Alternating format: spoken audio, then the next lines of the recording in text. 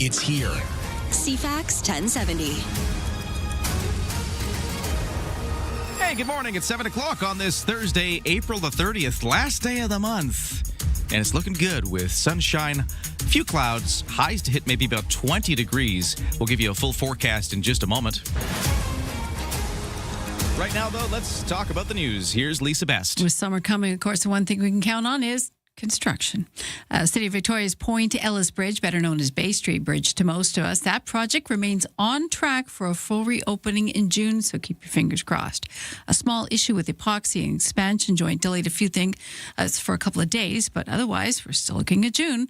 Assistant Director of Engineering and Public Works for the city, Ross Kenny, says things are on schedule. Yeah, so we're still on track for completing in mid-June, and the one thing is that we are still looking at this expansion joint, so there's a possibility we need to switch back to do a little bit of remediation, but we don't believe that would delay us by more than a few weeks. So we are still targeting mid-June, and we really want to get the bridge opened as soon as possible. We do too. Work on the other side of the bridge is complete as well.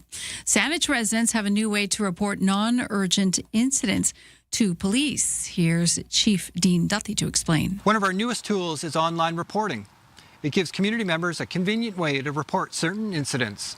It helps us manage calls for service more efficiently, and it ensures the right response is provided in each situation.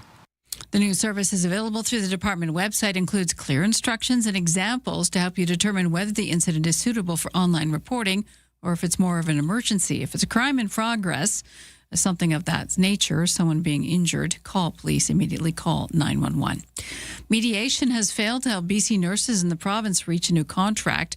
A strike vote among some 55,000 healthcare professionals is expected to come in the next few weeks. Premier David Eby, though, remains hopeful that a settlement can be reached. We will find a path forward with the nurses. I am convinced of that. That deal will be reached at the bargaining table, and we will ensure that it is a respectful agreement that reflects the hard work that nurses do and respectful of the financial position of the province and our ability to pay for those critical public services like healthcare. And I look forward to resolution of this issue as soon as possible. Last week, the union said it was reaching out to members for information prior to a strike vote. It's been 6 months since BC unveiled that Look West strategy for economic growth. Jobs Minister Ravi Kahlon says the initiative is delivering investments already. We have, as the Premier's mentioned, $88 billion in major project investments going forward. And I'm confident that we'll continue to see that number rise in the months and years ahead. This means even more good, stable jobs for people across the province. It means strong local economies and more revenue to support the public services that people depend on. Callan says the strategy is already doubling the number of major projects being explored to 35. Stateside, looking in on royalty, King Charles and Queen Camilla wrapping up their visit to the U.S. today. Today, the royals will spend time in the state of Virginia and attending a block party for the 250th anniversary of the United States. ABC's James Longman says the King and Queen have a packed schedule, and they did yesterday, too, in New York City. The King and Queen started their day with a visit to the 9/11 memorial, laying a white bouquet and a handwritten note to commemorate the nearly 3,000 lives lost. They then parted ways. Queen Camilla was joined by actress Sarah Jessica Parker for an event at the New York Public Library. We all need stories. Therefore, we all need books. She took time to read Winnie the Pooh to a group of children. Would you like to feed the chickens? Yes, please. Meanwhile, King Charles visited students at urban non-profit Harlem Grown. And a marathon swimmer just completed a potentially record-breaking swim down under in Australia. Andy Donaldson has just become the first man to swim several kilometres up a body of water filled with thousands of crocodiles. Do 16 hours. The Scottish-Australian swimmer got the idea after he was invited by the local swim coach to the town of Kununurra. And Andy, who already holds 3 Guinness World Records, wanted to inspire the younger swimmers in the area. One of those messages I think I'd love to get out to people is that no dream is ever too big. Andy swam unhindered, even taking his water breaks in rhythm. And after just 11 hours and 51 minutes, Andy finally reached land with locals swimming alongside him for the final stretch. Yeah, no, that's a hard pass, but Andy can have it. That's your news to 7:05.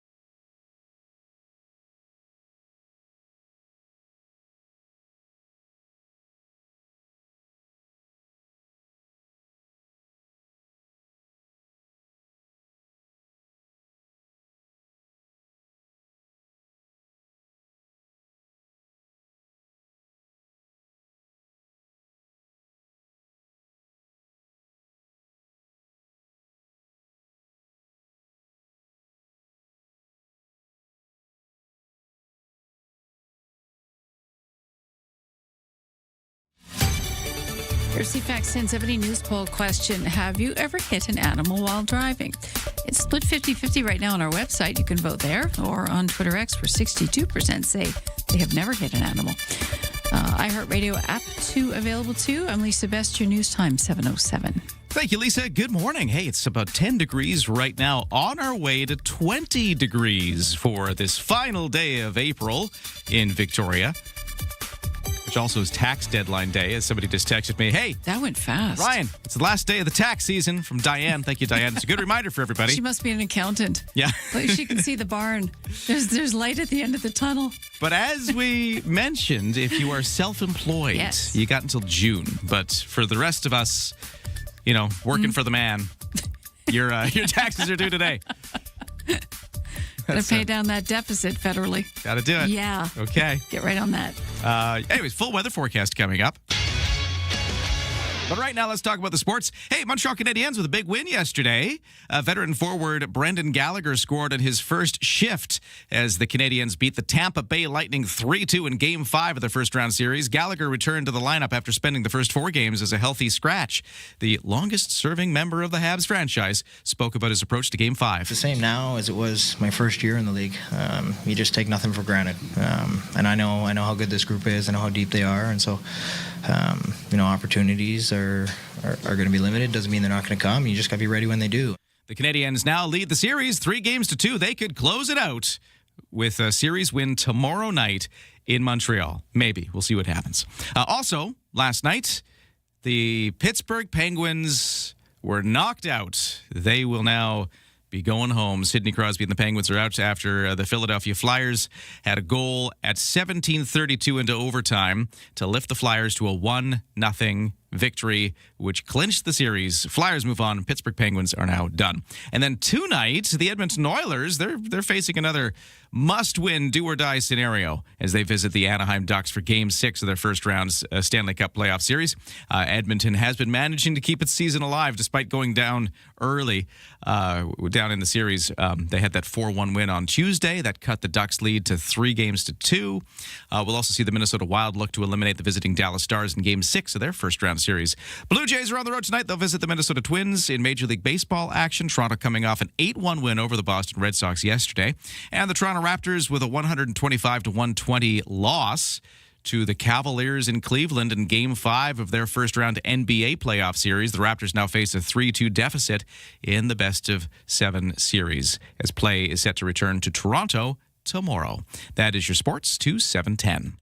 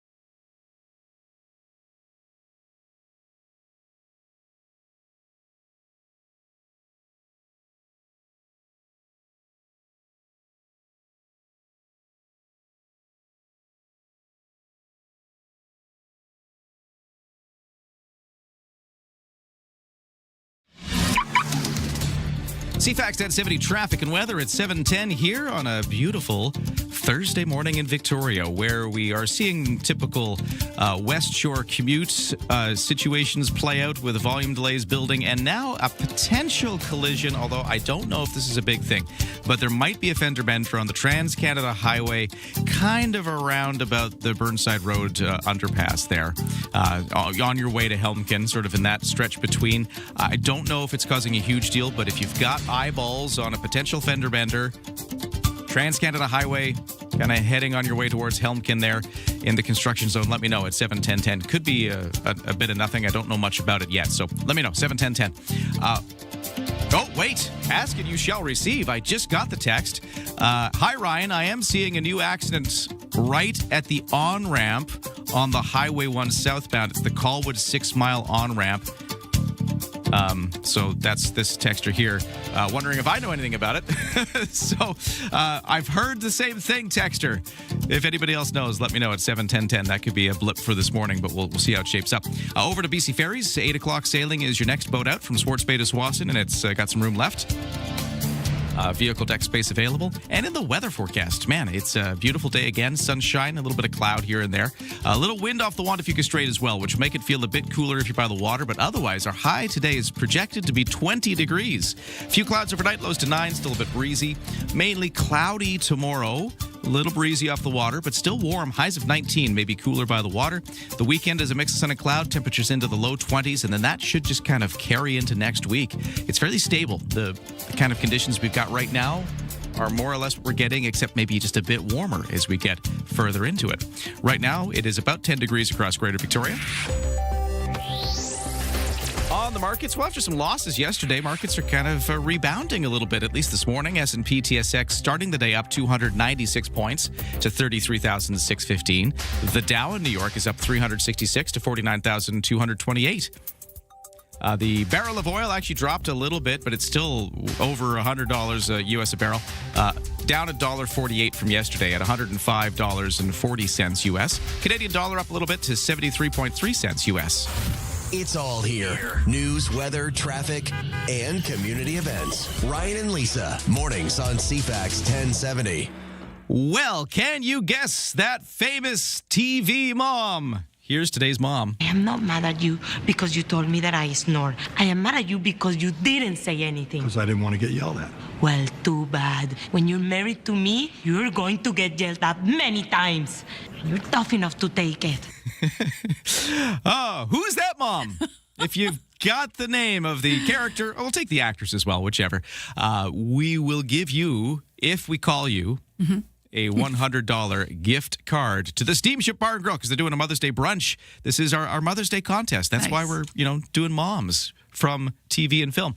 Now, the contest again, though, you got to text us that correct name, and then right at around 8 o'clock, once we have all of the texts in, we will draw one of the correct answers and call you just after the 8 o'clock news, sports, and weather. And if you're the lucky person who gets called, we'll give you that gift certificate. And if you miss out on today, don't worry. We're doing it again tomorrow for our final Guess That Famous Mom contest. Yeah, because we want you to win and be a rock star for Mom. You definitely want that. On next Sunday. Yeah, next Sunday. That's Mother's Day.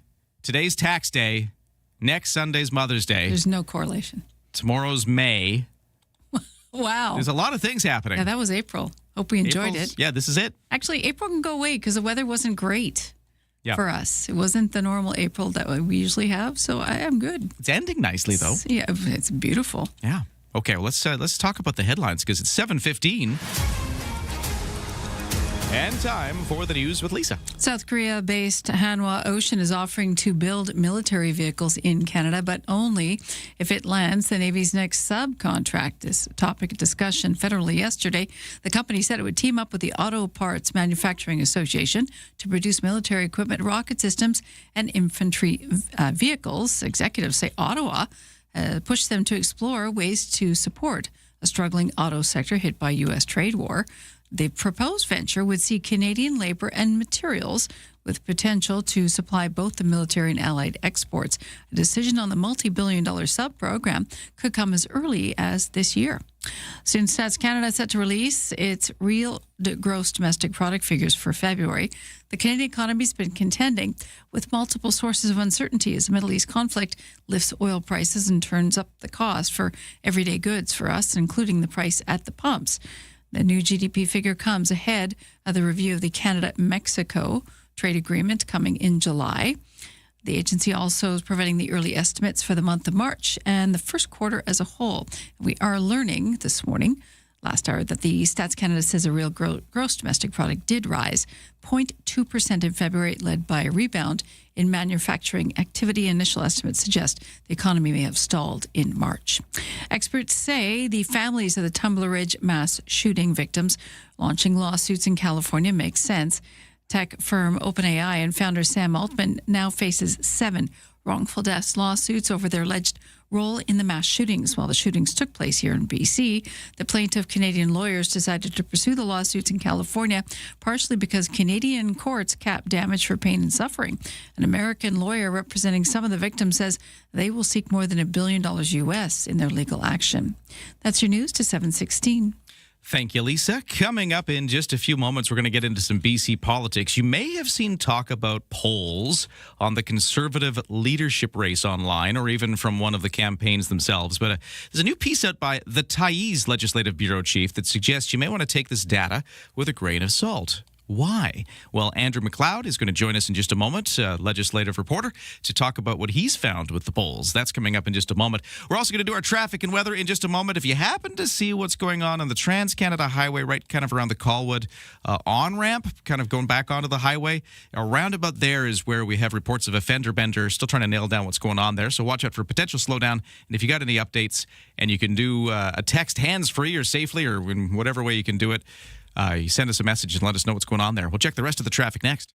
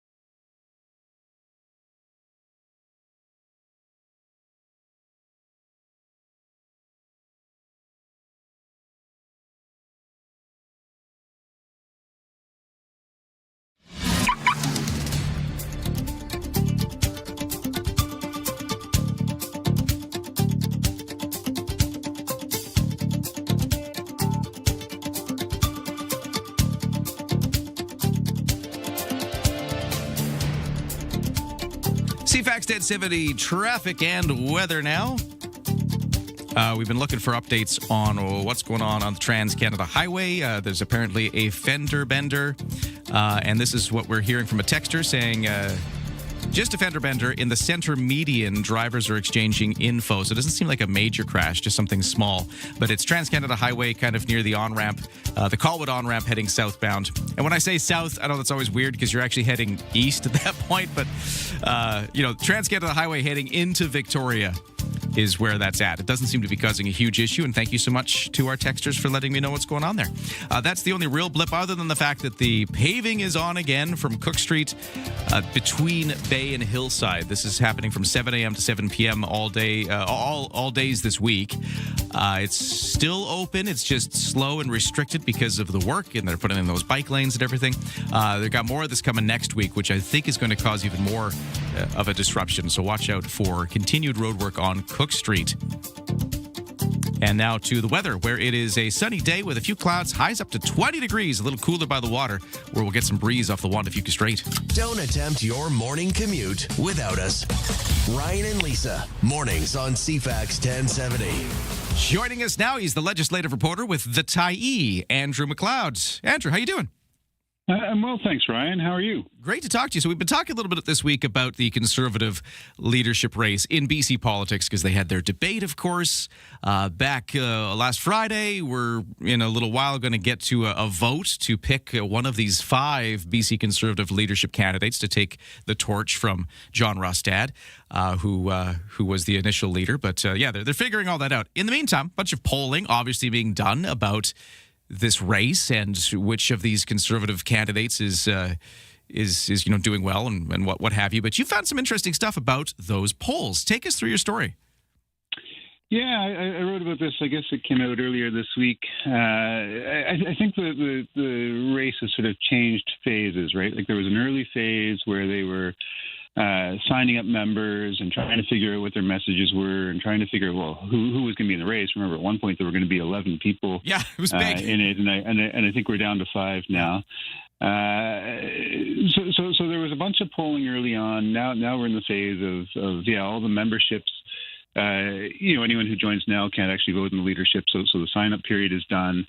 They've had a couple debates, and a few more weeks when they start voting, and then we'll find out who won on the 30th. And of course, everyone wants to know who's going to win, right? Like there are 42,000 Conservative members who presumably are engaged in it, but I think for most British Columbians, they just want to know who the leader of the official opposition is going to be and what's it mean for the province. But so far, I'd say the polling, there's been a bunch of polling that's been made public and some that hasn't been made public. At least 4 different companies working on it.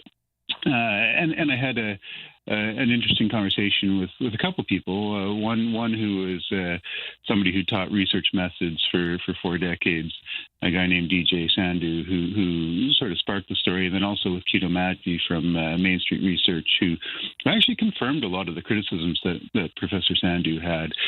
So they were things like, basically all the surveys had problems. Things like order bias, where they didn't, list the names alphabetically the way they will on a ballot. Instead, they'd put, their favorite candidate up first. I saw some where they didn't even have all the candidates. They at a point where there were 11 people in the race, they were polling on 3 or 4 of them, and then they were publicly saying, "Hey, look, this poll says our candidate's going to be the most popular." There were things like categories that weren't exclusive. Like they would ask, "Have you been a member for 1 month to 6 months, or 6 months to 2 years?" So if you've been a member for 6 months, what do you say? Some of the surveys were long. There was one that had 12 different issues, and you had to rank 5 different candidates on it. So you end up having to enter 60 things or something. So there's a well-known phenomenon where people get exhausted partway through a survey and abandon it. So it makes what they get out of it not all that useful. And yet they'd be out there in public saying, "Hey, our survey found such and such." Double-barreled questions. You ask people to rank things like jobs in the economy, which are actually separate things, but ask them to rank it together, or anything, those kinds of things where they lump things. But I guess the bottom line out of all of this is you got all of these Conservative leadership candidates who can all show a poll saying, "I'm the leader," or like their campaign can say that. Exactly. And I think that's what they wanted early in the campaign, right? Is they wanted to be able to show some kind of momentum, to show that they were growing, a way to sort of attract support. So it wasn't a reflection of what was actually happening in the race, but it was something that would push it in a certain direction. The other huge thing. So I called after talking to Professor Sandhu. I thought, okay, I need to talk to somebody who's actually polled in this race, and maybe he can give me perspective on it. And so I called Kito Madji at Main Street Research, and he disagreed with a bunch of things that Professor Sandhu said, but one thing he added in was that a huge problem was that the lists that they had early on weren't complete, right? So at this point, there are 42,000 members. Earlier in the campaign, so Kito was polling for Peter Millibar's campaign, and what they had was the original membership of the party, which was around 7,000 people, and then they had the list of people that Peter Millibar's campaign had signed up, which was a few thousand more. So they had, maybe 13,000 people or so to poll. Now there are 42,000 members. So the people who are in the party now and the people who they had on their list were not the same people. Plus, the people they had on their list were biased towards, these are people who signed up through Peter Milbar's campaign. So they had no idea who had signed up through any of the other campaigns. So they sort of automatically were biased that way. Anyway, and I think this is a known thing, but then it still helped them to be out there and be able to say, hey, look, our guy is, competitive. Anyway, it becomes a way of building support instead of actually measuring what support is out there. Yeah, so all of these polls may be a little questionable, but I can see why you want to do that again, because you want to show your candidate as the leader or as a contender, because I guess you can kind of almost create your own sense of that. You want that sense of momentum and that sense of being a going concern, I suppose. Even if that's going the wrong way, like you're not finding that because of the poll, you're trying to create that because of a poll. Yeah, it shapes a narrative. And, of course, they're selective in what they release, right? They ask all kinds of questions, and then they release the responses to the ones that are useful to them. Now, do you think this is important in the bigger picture? Like, why should be this is the final question for you, we got to go, but, why should we be worried about this or be concerned about these kind of polling shenanigans? I think in a leadership race, it's important, right? Whoever wins may end up being the next premier. So it does matter. Did they get there, through some kind of a campaign that was about issues and honest, or did they get there through a campaign that manipulated people by presenting, I'll call it misinformation to the public. And I think it's good to have a reminder. We often treat polling as a scientific thing, and we've seen in this province before. Like, you'll remember the 2013 election where none of the polls predicted the result, but people in our business as reporters or the pundits and the political folks, they all rely on it, and the public too to some degree, and it does shape a narrative. So I think it's always good to remember that these things, they're created by people, and it's an art and a bit of magic as much as it is a science. So there are better and worse ones out there, and we should probably always be treating them with some skepticism. Andrew, thank you for this. You can read Andrew's story in The Tyee. He's the Legislative Bureau Chief with The Tyee, and it's always great to talk to you. Thanks, man. Yeah, thanks, Ryan. All right, we got to take a break. The 7:30 News is next on CFAX 1070. Developing political story, a big doozy. Vashi Capellos. What started as a dull day is anything but. The top newsmakers. Your go-to political debrief. Daily.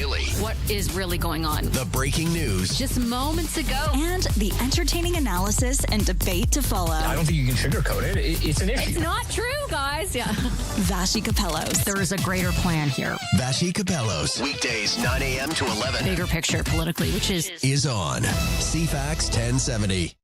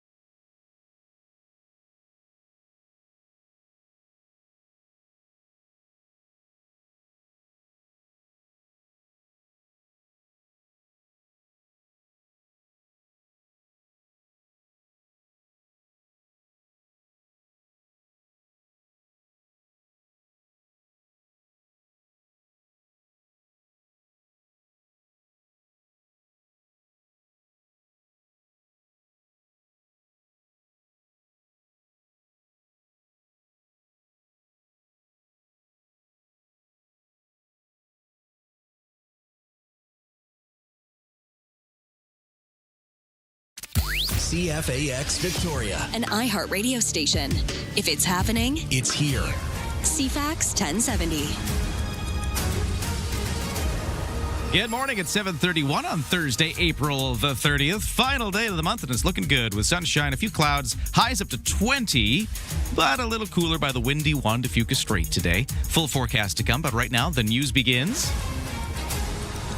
And we say good morning to Lisa Best. Good morning. Update on that crash in Souk late Wednesday morning. Happened just before the noon hour. Souk RCMP say a driver and a passenger have non-life-threatening injuries after the vehicle they were in rolled. It ended partially on the road, having to close that road for about an hour. Two men, 59 and 44, taken to hospital. RCMP and Souk say the cause is still under investigation, but alcohol and drugs were not believed to be a factor. Cook Street, the site of the latest city road project, causing headaches for drivers. Victoria's Assistant Director of Engineering and Public Works, Ross Kenny, says he understands, but this is going down between Bay and Maplewood. So we're going to be repaving the street, replacing rusty traffic signal poles, and upgrading our hardware in the traffic signals. And we're also going to be making a number of safety improvements, so a number of new pedestrian crosswalks, along with protected bike lanes. Kenny also says the Point to Ellis Bridge, or Bay Street Bridge project, remains on track to wrap up and open for you in June. There was a small issue with epoxy and expansion joint delayed for a couple of days, but he says you can sign up for updates on the work and watch progress at the City of Victoria website. Colwood, the latest community to embrace e-scooters and e-bikes if you're looking to avoid the gridlock in the afternoons in that community. Evolve says 60 of them will be available for riders to use at 15 parking stations dotted across the municipality. Evolve is already providing service in Langford and Saanich. To the soccer pitch, where Premier David Eby met with the commissioner of the Major League Soccer to discuss the future of the Vancouver Whitecaps. The Whitecaps have shown absolutely no interest in taking over BC Place. It's not a moneymaker for the province. It's an important, critical institution, I would say, for hosting many events, including Lions and Whitecaps games. We haven't seen that. I'll be meeting with the head of Major League Soccer today. I'll be asking him, what is it? Can we get a specific proposal from you or from the Whitecaps team about what it'll take to stay and to do our best to see what we can do? Vegas has been sniffing around the team. We'll keep you posted. The province marking the 6-month mark in its Look West strategy with a news conference today. Jobs Minister Ravi Kahlon says $88 billion worth of proposed major projects are expected to create thousands of jobs in the next 3 years across BC. He says they're already moving on some of the new projects. Today, we're sharing that we're doubling the number of priority projects from 18 to 35. We're also doubling our trades training for up to $240 million in this budget. We're making sure that the people of British Columbia have the skills they need to take the opportunities that we see coming forward. Premier David Eby announced he will lead a trade mission to China shortly to try to attract more investment to Canada. And stateside, by a 2-1 margin, Americans oppose the president's plan to build a White House ballroom. Stephen Portnoy has the latest from Washington. The ABC News Washington Post Ipsos poll shows 56% of Americans oppose the tearing down of the East Wing to build a ballroom. The level of opposition is twice the level of approval at 28%. A federal judge has ruled building the ballroom without congressional approval is illegal, but that ruling is now on hold pending a hearing in June at the D.C. Circuit Appeals Court. Kentucky Republican Senator Rand Paul tried this week to advance a bill that would authorize the ballroom, but his unanimous consent request was blocked by Senate Democrats. If you haven't filed yet, today is the day for your income tax return. It's a deadline, April 30th, though self-employed Canadians have until June 15th to file. Tax experts say while the deadline may feel daunting, missing it can be costly too, whether you owe or not. They say filing on time and using that free CRA-approved software can maximize your chances of getting the best return. That's your news to 7:35.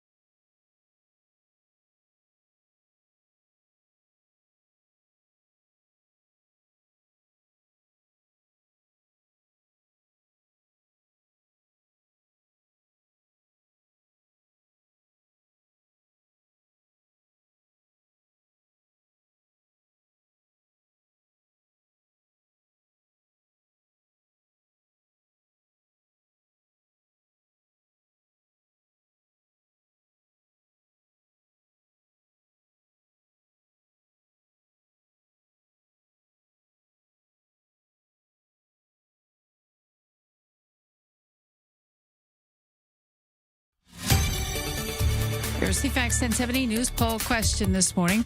We're asking if you've ever hit an animal while driving. It's about 50-50 right now on our website. You can vote CFAX1070.com, Twitter X, or the iHeartRadio app. And Lisa, best your news time, 7:36. Thank you, Lisa. Good morning, everybody. The only traffic thing we've been dealing with this morning was a bit of a fender bender on the Trans-Canada Highway heading in towards Victoria near the Colwood on-ramp. If you got any updates there, send me a text at 71010.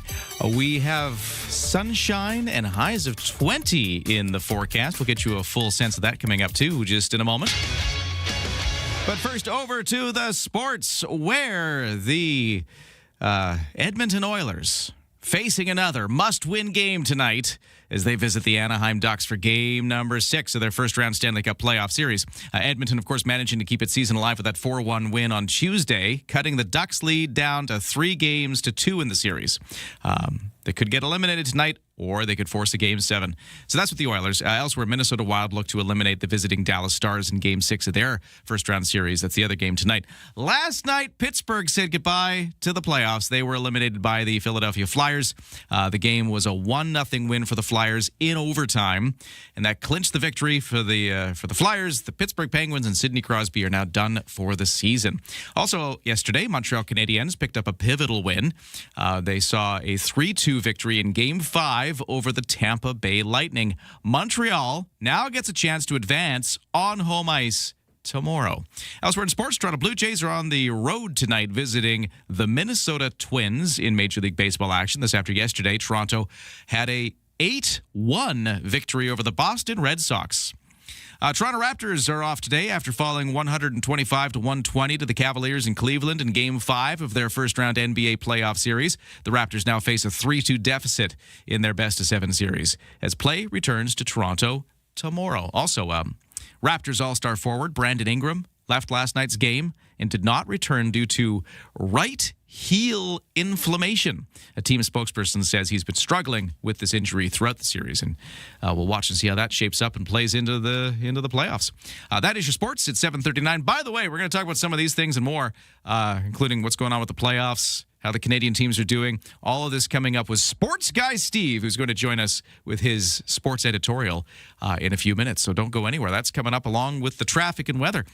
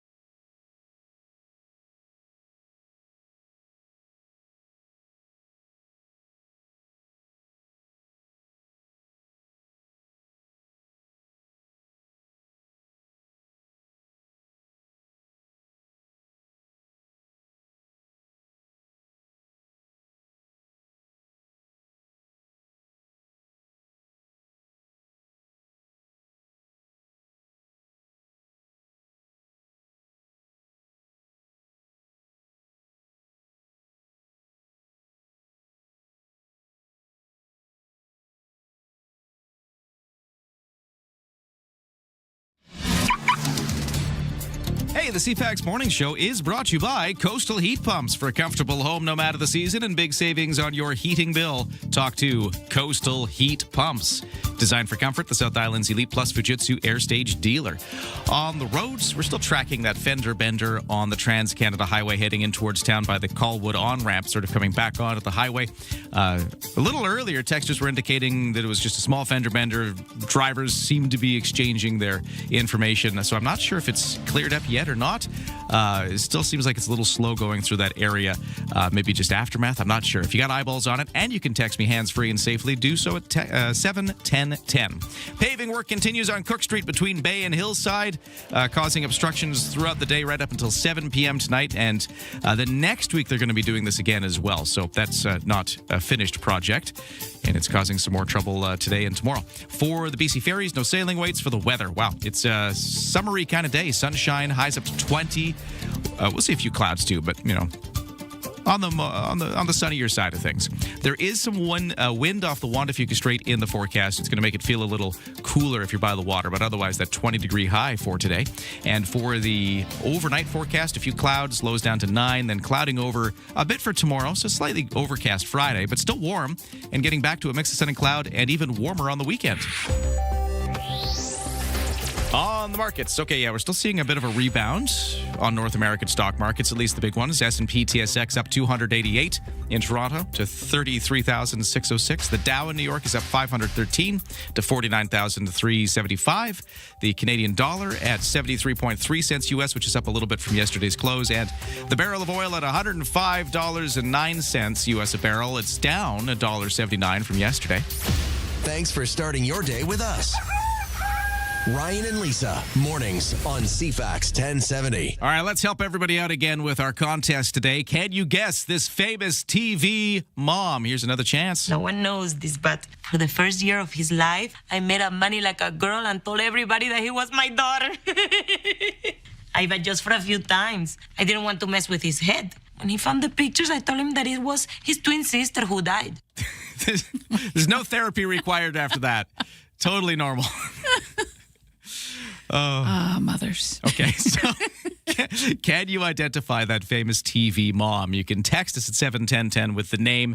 We'll take the character, we'll take the actress, whatever works for you. And then, coming up pretty soon, actually, you don't have too much longer, come around to 8 o'clock, we will pick a name out of all of those text messages, one of the correct answers, and we're going to call you right after all the 8 o'clock news, sports, traffic, weather, all of that. So make sure you're ready to pick up the phone, because if we call you, this is what you're going to win. You're going to win a gift certificate worth $100 to the Steamship Bar and Grill, where they are doing a Mother's Day brunch for Mother's Day, which is not this Sunday, but next Sunday. They got complimentary mimosas for Mom, Lisa. How many? Oh, yes. I did. How many I didn't ask that. She raised you. How many does she need? Well, it might only be one unless you buy another one for Mom. Extended lunch, you know? Yeah. It's our Mother's Day contest powered by the Steamship Bar and Grill. Can you guess that famous TV mom? Yeah. Hey, we're going to be talking sports with sports guy Steve in just a moment. He's got thoughts on a lot of the stories we're talking about, but there's one I want to just slip in real quick here. Okay. You know how we've, of course, are going to be hosting the FIFA World Cup. Some of the matches, yes. you know, some of the games will be in Vancouver. So I've just learned What's that? That if you are in Vancouver on SkyTrain or on the buses, they've got like a voice that tells you, you know, the stops that are coming up. Yeah, they civilized. They are redoing the voice for the FIFA World Cup in Vancouver. Guess who's going to be the voice? No clue. Christine Sinclair. Oh. One of Canada's most famous soccer players. Well, that's super smart. She, of course, did 6 World Cups herself in women's soccer. Huh. And she is going to be the voice of transit all across the Vancouver area during the World Cup, which I think is really cool. So Christine Sinclair will be the voice you hear on SkyTrain and buses. Does she get to say things like hurry hard and, well, that's actually wrong sport, curling. yeah. Well, you know me. Things like mind the gap, like they do in Britain. I hope so. I love. Can I tell you? So you know yes, how you can.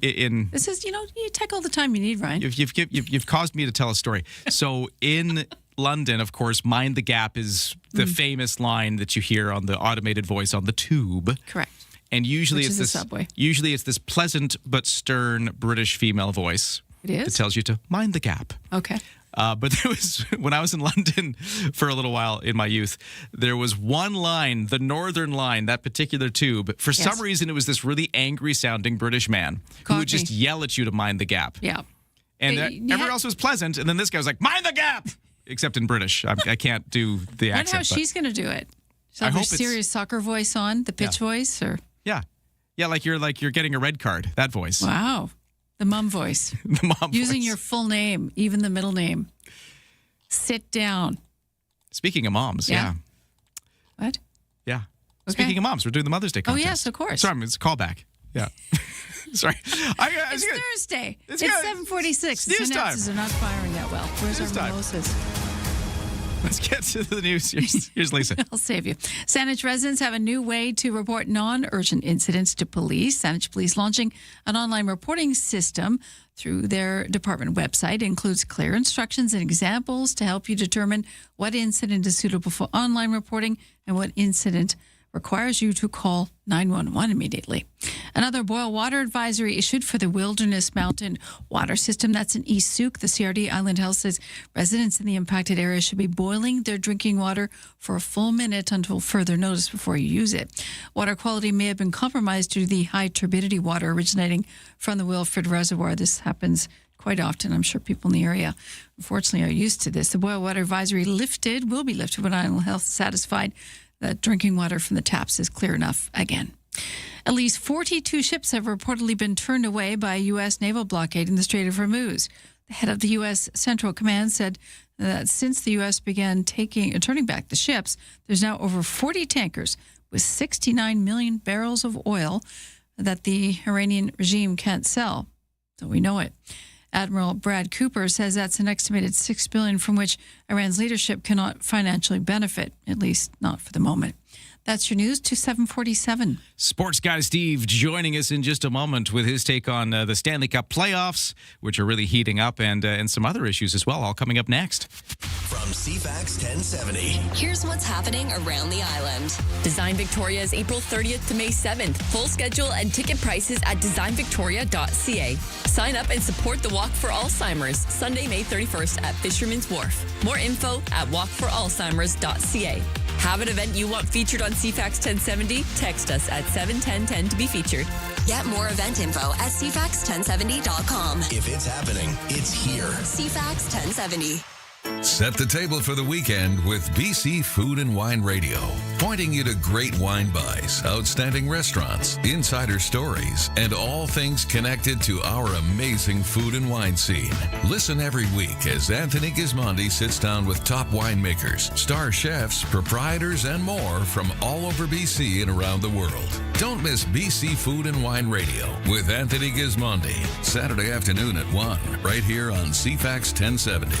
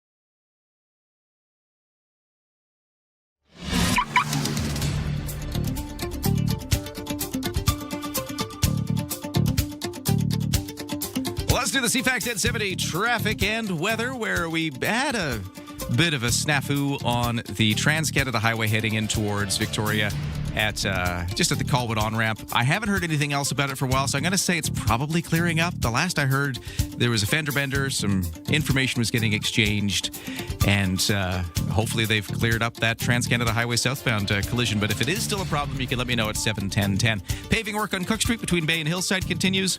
And for the weather forecast, we're looking at a sunny day. A few clouds here and there. Little wind off the Wandafuka Strait, which is going to make it feel cooler if you're by the water, but otherwise 20 degrees is the high. A few clouds tonight, lows to 9, and then tomorrow, a mainly cloudy day, but still warm, highs of 19. To the windup in his first offering. Touch them all, Joe. The golden goal. It's Sports Guy Steve. Oh, my goodness. What did you say? You heard me. Here's Sports Guy Steve. Just a bit outside. Yeah, he is Sports Guy Steve joining us to talk all things sports. How you doing, Steve? Good to be back with you. I'm so glad to get you because actually there's a bunch of stuff on my mind. The Whitecaps in the news because there's all of these worries that the MLS soccer team here in BC, in Vancouver, might be moving, and the Premier now weighing in, trying to figure out what we can do to keep the team. So we're going to talk about that. But first, I want to talk hockey because we're right in the middle of the NHL playoffs. We saw the Pittsburgh Penguins eliminated last night. The Edmonton Oilers are desperately trying to cling to this thing. So much excitement going on right now. Steve, you've got some thoughts on how these playoffs have shaped up and maybe one of the reasons they're going the way they're going. Well, I look at Edmonton, for example, and how much hockey they've played over the last 3 years. So they've gone to the Cup final twice in a row. So that takes you into June. And now you're asking the same guys to get you back a third straight time. And it wasn't such a big deal when the Montreal Canadiens and the Islanders did those kind of things in the past. But I really see some of the key players that played in the Olympics having a rough time with their health because they've just played so much hockey, and a rough time. They're just out of gas. Like, I see Connor McDavid, and there are flashes. But there are also, he hurt his ankle in the first game. It was a game-time decision for the last game. And I see when Connor's at his best, he doesn't try a lot of prayer plays. And by prayer plays, I mean, this probably isn't going to work, but I'm going to try it anyway because we need a goal. He doesn't try a lot of those normally. And he usually plays pretty high percentage hockey.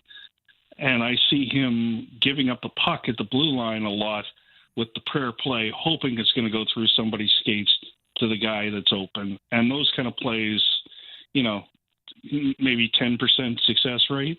He usually doesn't do that on a regular basis. I've seen that throughout the series. And I just think he's tired. He's played, like I said, 2 Stanley Cup playoff finals, had like a month off, goes to Canada camp, goes into the regular season and training camp, goes right through that. 3 days after the gold medal game, they're back playing hockey on this side. And interestingly enough, Brady Tkachuk, the captain of the Ottawa Senators, who, of course, won the Olympic gold medal, is basically saying, I never got on track after the Olympics. I think we're seeing that maybe either you reduce the schedule in Olympic years or you figure something else out, because I just think so many of the guys are just so beat up and tired, and adding that intense, couple of weeks in the middle of the season has just made it even worse. So what you're saying is, we're watching an interesting playoff period in the NHL because a lot of the best players are exhausted and beat up because of this Olympic break, which on one hand, I was thrilled by during the Olympics, like having the real best players, having those NHL players there for Team Canada and all the other teams, just I thought added a level of excitement and enjoyment to the Olympic hockey experience. But at a cost, I guess, with everybody beat up for the NHL playoffs. I don't know what's the better option, though. I guess what you're saying is maybe there's some way to balance this better next time this comes around? Yeah, don't compress the games, maybe make the season shorter. I certainly want the NHL best on best in the Olympics. No question about it. But, an easy skater like Quinn Hughes is still struggling for Minnesota in the playoffs. He's not the best defenseman on his own team, and we saw how good a defenseman he was on Vancouver for years and years. And he's not that right now, and he's one of the guys I think that's just out of gas. Well, with that said, one quick little dive into the Oilers tonight. Connor McDavid, as you mentioned, maybe looking a little tired, but his team's clinging in to this. They got a game tonight. Do you think they can pull this off? Because this would be quite the come from behind if they are able to pull it off. I think that there's a possibility they can, but so much of the Oilers' success links back to the goaltending, and they still haven't fixed that over the years. And it's not like they can take a night off and the goalie bail them out. They don't have that kind of goaltending. So it really comes down to how well Connor Ingram plays. And, is it 100% no? Do I think they can do it? Absolutely. I think they can do it because I think they're the more talented of the two teams, and playoff experience means something. But I just, like, when your goaltending's that questionable and you really don't know what you're going to get, it is problematic. Okay, I want to sneak some soccer in here because one of the big stories in BC specifically has been around the Vancouver Whitecaps. On fire again. I mean, they went all the way to the final last year. They're like second in the league right now in the MLS. The Vancouver Whitecaps on the field are a going concern. But for some reason, there's this risk that we could lose the team. And earlier this week, there's this report suggesting if the team can't find owners willing to keep it in Vancouver, because the thing's been for sale for a while now, and nobody seems to be willing to buy it and keep it in Vancouver. This report came out saying possibly another alternative is for somebody to buy it and move it to Las Vegas. That was a report that came out and caused a huge stir earlier this week. And now we got the Premier, David Eby, talking to Major League Soccer because the commissioner, his name is Don Garber, he's in Vancouver right now because of the FIFA stuff that's going on. And apparently the two of them met, and Eby came out saying it was constructive. We're at the table fighting hard. So he's saying we're trying to negotiate and find a way forward. What do you make of all this and the situation that the Whitecaps find themselves in? Well, I think at a certain point, so like when rich people buy sports teams, it's a little bit of a toy, right? And sometimes you get tired of the toy. And the attractiveness of the toy in this case is the value. So when they bought it, at a reasonable price, that was before the balloon in valuations on soccer teams. So, now they can get, return on investment over the years, but they can't get that in Vancouver because there's no stadium. BC Place is a, functional stadium. It's not the kind of one you take huge revenue out of. It doesn't have some of the amenities, and they don't own all the amenities because it's a provincially owned building. I thought it was really interesting yesterday when they asked the Premier about this, because there had been rumors that the Whitecaps wanted to take over BC Place, and he said, no, they've never said that. So I do think they want a new stadium, but trying to get a new stadium out of a Canadian government compared to a U.S. government is two entirely different things. Do you think that's the real issue here, is that, Canada, as taxpayers, we just don't fund giant sports complexes like they will in the States? I would say sometimes we do in certain areas, and it's more likely to be a hockey arena than anything else. But, football stadiums, other than in Regina, no, we don't do that kind of thing. We might throw a little bit in. We might give the land. We might do those kind of things. But we're just not as willing to write the big check, right? And take on the debt or put a tax on the hotel rooms to finance it, all the kind of stuff we see in the States. Like, Tampa's probably getting a couple of new stadiums, for instance. And in both cases, the local government there says, okay, we're going to just put a tourist tax so the tourists end up paying for that. I think we're far less likely in Canada to do those kind of things. I'm not saying it doesn't happen once in a while, but it's rare. And the other thing I'd point out is once you lose a team, you're not getting it back. Yeah, you can see why BC officials and the Premier are like, no, we can't let this happen. But what do you do? Yeah. What do you do? I don't know. So we'll see where it goes. We're right out of time. Steve, that's a crazy story we got to follow with the Whitecaps, and we'll be watching the rest of the NHL playoffs from here, and we'll talk again soon, Steve. In fact, we'll hear you on the news later this afternoon. Look forward to it.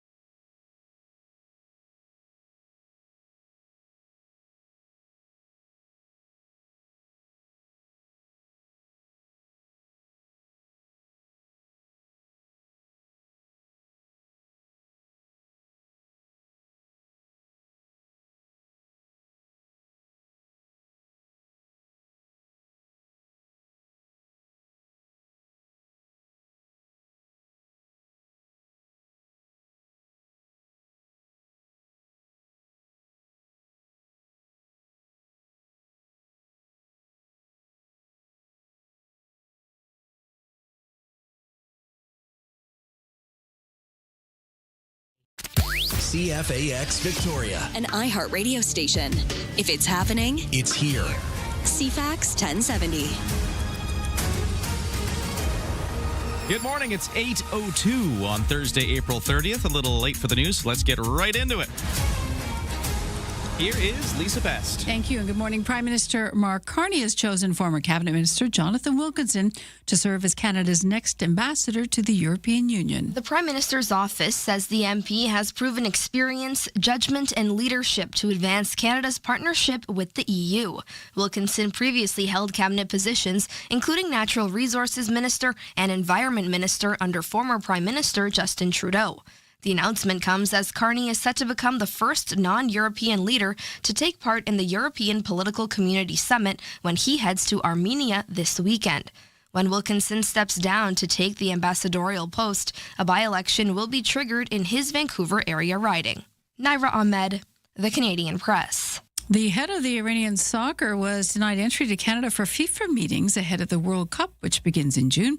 Correspondent Gethin Kuba has details. Canadian Foreign Affairs Minister Anita Anand says it is her understanding that Iranian soccer officials were denied entry into her country ahead of the FIFA Congress meeting in Vancouver. Anand says the denial was unintentional. Iranian news agency Tasneem reported that Iranian Football Federation President Mehdi Taj and two other Iranian officials were denied entry due to inappropriate behavior of immigration officials at Toronto's Pearson Airport. Also, the Vancouver Police Department says a request for FIFA President Gianni Infantino to be given a police escort while in Vancouver has been denied. I'm Gethin Kuba. The next step in the province's Look West economic strategy includes a trade mission to China. Premier David Eby says he will follow up on the Prime Minister's efforts to diversify economy. Building on the Prime Minister's trade mission to China, I am heading myself to China as well to follow up. We will be visiting Beijing, Shanghai, and Guangzhou. And currently, we are engaging with a table of business leaders with expertise in China to advise us to ensure that our mission is as successful as possible. The announcement comes at the 6th-month anniversary of the launch of Look West. The province announced a doubling to 35 the number of major projects being targeted as part of the effort. And young Canadians want artificial intelligence companies to make their chatbots less addictive. That according to a new report published by McGill University. It's one of a series of recommendations made by youth between the ages of 17 and 23 who took part in roundtables across the country. Other recommendations include requiring social media platforms and search engines to have an easy opt-out option for integrated AI technology, and calls for new government body to evaluate systems, audit algorithms, and enforce safety standards. That's your news to 8:05.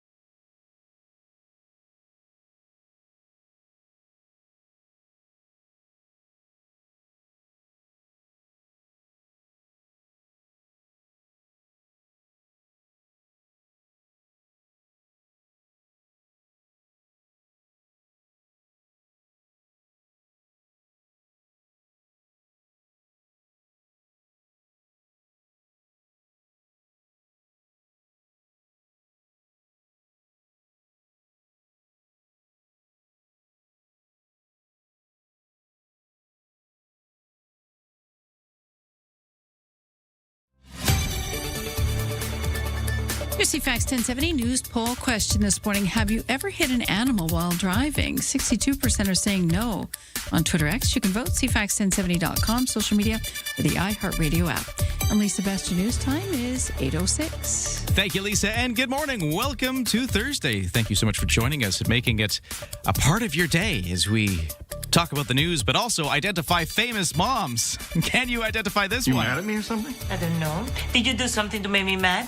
Because then I am. But if you didn't, then I am not. I didn't do anything. Then I am not mad. If you can guess that famous TV mom, we're going to call one of the texters at 71010 who have correctly made the identification in just a few minutes and give that winner a $100 gift card to the Steamship Bar and Grill, because it's Mother's Day, not this Sunday, but next Sunday, and we would like to send you with that gift card to Mother's Day brunch. Nice. That's coming up, so stand by for the call, but right now let's get to the sports. And in sports, the Edmonton Oilers face another must-win game tonight as they visit the Anaheim Ducks for game number 6 of their first-round Stanley Cup playoff series. Of course, we saw Edmonton keep its season alive with that 4-1 win back on Tuesday, the stave off elimination. Elsewhere, the Minnesota Wild can eliminate the Dallas Stars in their series with a victory at home in game number 6. Montreal Canadiens last night moved within a win of advancing to the second round of the playoffs. They had a third period goal that proved to be the winner in a 3-2 victory over the Tampa Bay Lightning. Montreal can clinch it at home tomorrow with one more win. Toronto Blue Jays are in Minnesota to open up a series versus the Twins. Toronto coming off a solid 8-1 victory over the Boston Red Sox yesterday. For tonight, Kevin Gausman will get the ball for the Jays to start. It's a day off for the Raptors. The Cleveland Cavaliers downed Toronto 125-120 last night to take a 3-2 lead in the team's best-of-7 playoff series. The Raptors all-star forward Brandon Ingram also left the game and didn't return due to what they called a right heel inflammation. Toronto will try to stay alive tomorrow at Scotiabank Arena in game number 6. And Canada's completing the preliminary round at the World Mixed Doubles Curling Championship by facing Czechia and Switzerland, who are the hosts this year. Canada enters play tied with Italy for tops in Pool B at 6-1. The Canadians hold the head-to-head tiebreaker against the defending champs. And that's your sports to 8:09.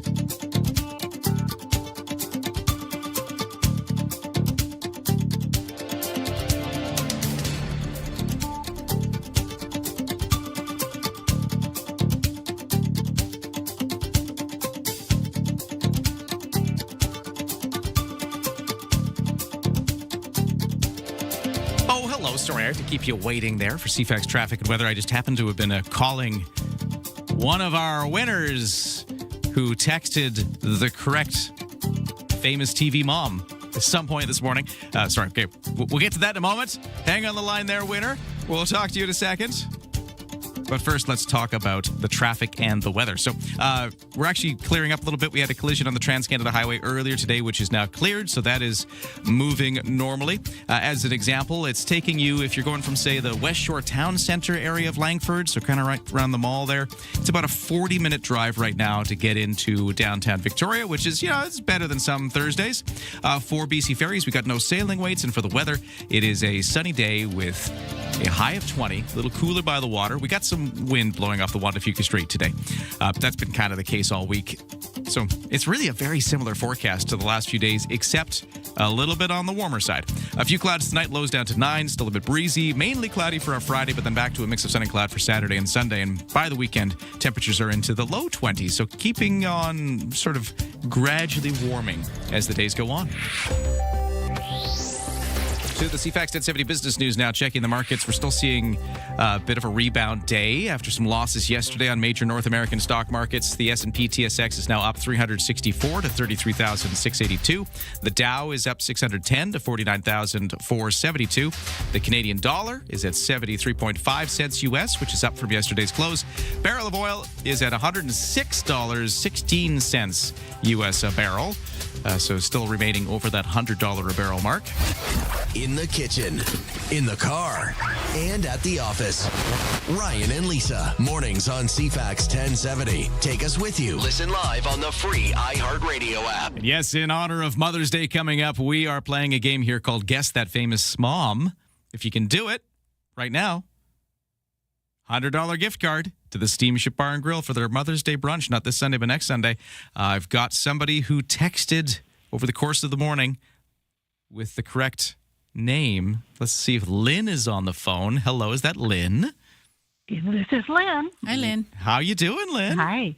I'm doing really well, thank you. Well, I hope that you're going to be doing even better because I would like you right now, officially, to identify this TV mom. No fighting in front of the baby. We just made a deal. Yeah, but that's unfair because I am always in front of the baby. You're as close to perfect as a woman gets. Nothing wrong with one tiny little flaw. Yours is when you start to sing, it sounds like something got stuck in the vacuum cleaner. That's your Lynn, who's that TV mom? It is Gloria, of course, from Modern Family.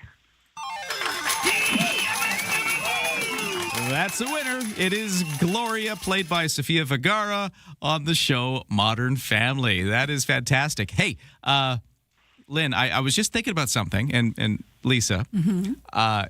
So in Modern Family, Yes. Gloria is married to, the character played by actor Ed O'Neill, who was also the guy who Right. played Al Bundy, who was married to Peggy, who was another one of our famous TV moms this week. I just put that together in my head. He's shown up as married to both of these Right. characters on TV. That's kind of fun. He likes the spirited women. Apparently, yeah. Lynn, are you a spirited woman? I am. Well played. Fit right in. And who are you taking to brunch with you? My daughter. I'm the mom, but she's also a mom. So, yes, I would like to take my daughter. I actually love this. We haven't had it go that direction. The mom taking the kid to Mother's Day. Doesn't sound like a kid, though. That's true. Yeah. If they've got, there's generations going on here. Exactly. Your daughter a But first-time she's mom? a hardworking mom. Nope, she has 3 of them. Oh, wow. Okay. Well, you guys need a break then. We do. And you could do it with a $100 gift card to the Steamship Bar and Grill for their Mother's Day brunch. Lynn, I'd need you to hold on the line because we're going to get some information off you off the air. But congratulations again, and thank you so much for playing. Wonderful. Thank you. All right. Congratulations. We got one more of these tomorrow. So we've had Moira Rose from Schitt's Creek. We've had Peggy Bundy from Married with Children. We've, of course, today had Gloria. Sophia. Sorry, I was going to call her Sofia Vergara. That's the actress. Gloria true, yeah. from Modern Family. And we've also had Kitty from that 70s show. It was very funny, too. Those have been our favorite, our famous TV moms. Who will be the mom tomorrow for our final round? We'll have to wait and see. Stay tuned. Right now, it's 8:15. Time for the headlines with Lisa. Thank you. Canada's next ambassador to the European Union will be set as MP and former Cabinet Minister Jonathan Wilkinson. Prime Minister Mark Carney making the announcement this morning with his appointment set to start this summer. Wilkinson says the world has changed dramatically since he was first elected back in 2015. He believes his new role is the best way he can contribute to the country's long-term interests. He previously held cabinet positions under former Prime Minister Justin Trudeau, including natural resources portfolio and as well as the environment portfolio. Stateside, the U.S. president says the U.S. will continue to its naval blockade of Iranian ports. The blockade has reportedly turned away at least 42 ships in the Strait of Hormuz. Meanwhile, Iran's new supreme leader says the country will protect its nuclear capabilities as national assets. That's the major sticking point to any kind of an agreement between the U.S. and Iran. A flotilla organized from Montreal says 2 Canadians were detained by Israel after the boats they were sailing on were intercepted overnight during a mission to break the nearly 20-year naval blockade of Gaza. The Global Sumed flotilla identified the Canadians as two people from Montreal, organizers, spoke from Sicily, saying the interception disrupted plans for them and 5 other Canadians who were set to join the flotilla, which launched from Barcelona earlier this month. He says 22 boats were intercepted west of Crete, more than 500 nautical miles away from Israel and Gaza. And that is your CFAX headline news to 8:17. Well, thanks again to Lynn for winning our contest today. We got another one coming at you tomorrow, so stand by for another Guess That Famous Mom contest. Right now, though, we're going to change gears, and we're going to head up island. Lots happening in Nanaimo right now. Crews are tearing up and reworking a major parkway roundabout, which is causing a buzz in the community. There's also a few other stories that are making the headlines in Nanaimo. So we thought it would be time to check in with the hub city. So that's coming up in just a few moments. We've also got your traffic and weather updated too, all next.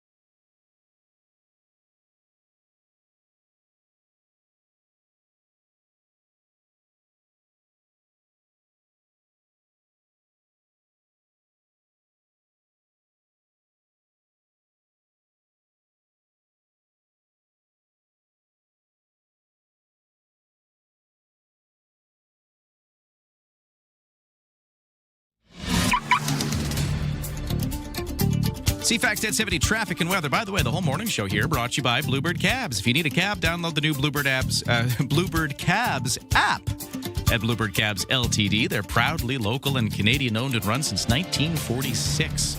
Well, we got the paving work on Cook Street between Bay and Hillside ongoing until 7 p.m. today. It's going to happen again tomorrow. As Lisa was saying, she tried to drive through there yesterday. It is often quite a backup trying to get around there, and also the side streets like Quadra. Actually, that's why you tried Cook Street yesterday, right? Yeah, I Blanchard, tried Quadra, and I thought Cook, and everybody dumps over to Fernwood if they can. Yeah, it's not fun. You've got to pack your patience for it. It's going to be another day of that on Cook Street between Hillside and Bay. But other than that, no crashes or accidents or other specific problems on the morning commute. If you see otherwise, text me at 71010. For the BC Ferry picture, it's looking pretty good too. No sailing waits. 9 o'clock next from Swartz Bay to Sawasan. And the weather is looking fine with sunshine, a little bit of cloud, and a little bit of wind off the Juan de Fuca Strait. Otherwise, it's 20 degrees as our high temperature today. A few clouds tonight, lows down to 9, and then a mainly cloudy day tomorrow, but still warm with highs up to 19. Ryan and Lisa. Mornings on CFAX 1070. Remember, you have us in the palm of your hand. For listeners on the go, listen live on the free iHeartRadio app. Joining us now, he's the mayor of Nanaimo, Leonard Krogh. How you doing, sir? Good morning. I'm well, thank you. Always love to just sort of touch base with Nanaimo and see what's happening in the other big city of Vancouver Island. And one of the things that's going on in the news right now is to do with some road work that people are curious about. The Beban Parkway Roundabout project is getting a bit of buzz in the community. Talk about what's going on here.